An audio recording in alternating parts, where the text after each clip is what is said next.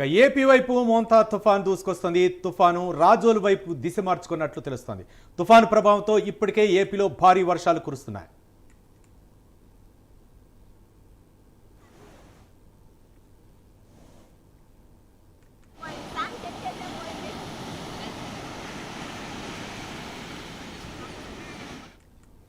AP వైపు మోంతా తుఫాను దూసుకొస్తుంది. తుఫాను రాజోల వైపు దిశ మార్చుకున్నట్లు తెలుస్తుంది.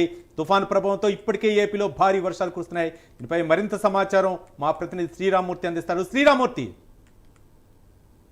రవి, ఏదైతే ముంతా తుఫాను ఉందో ఇప్పుడు అది దిశ మార్చుకుని ఇక్కడ కోనసీమ వైపుకి వస్తుంది. కోనసీమలో ఇప్పుడు చూసినట్లయితే అంతర్వేది దగ్గర సముద్రం చాలా అల్లకల్లోలంగా మారిన పరిస్థితి ఉంది.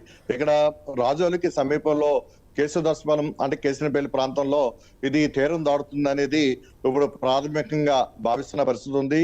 ఇప్పుడే మంత్రి అచ్చెన్నాయుడు అంటే కోనసీమ జిల్లా ఇన్ఛార్జ్ మంత్రి అచ్చెన్నాయుడు ఇక్కడ జిల్లా కలెక్టరేట్ లో జిల్లా ప్రత్యేక అధికారి విజయరామరాజు, జిల్లా కలెక్టర్ మహేష్ కుమార్, ఇతర ఉన్నతాధికారులతో సమీక్ష నిర్వహించారు. ఈ సందర్భంగా ఆయన మాట్లాడుతూ కూడా తుఫాను తన దిశ మార్చుకుని ఇక్కడ కోనసీమ జిల్లాలో రాజోలు ప్రాంతంలో తీరం దాటే పరిస్థితి ఉంది. రాత్రి 8 గంటల తర్వాత ఈ తీరం దాటడానికి అవకాశం ఉందని చెప్పేసి చెప్తున్నారు.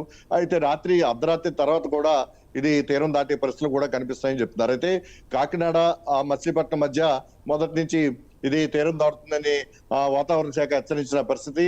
అయితే క్రమేణా ఇప్పుడు 16 కిలోమీటర్ల వేగంతో పయనిస్తున్న ఈ తుఫాను అప్పుడు తన దిశ మార్చుకుని కోనసీమ జిల్లా రాజోలు దగ్గర తీరం దాడుతుందనేది ఒకటి ఇప్పుడు తాజాగా అధికారులకి అందిన సమాచారం. దీంతో అప్రమత్తమయ్యారు.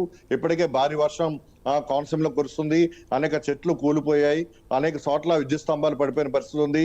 అలాగే ఒక మహిళ కూడా తాటి చెట్టు పడి చనిపోయింది. అలాగే 2 ఆటోల మీద కూడా చెట్లు కూలిపడ్డాయి. ఒక కారు కూడా చెట్లు పడి ధ్వంసమైన పరిస్థితి ఉంది.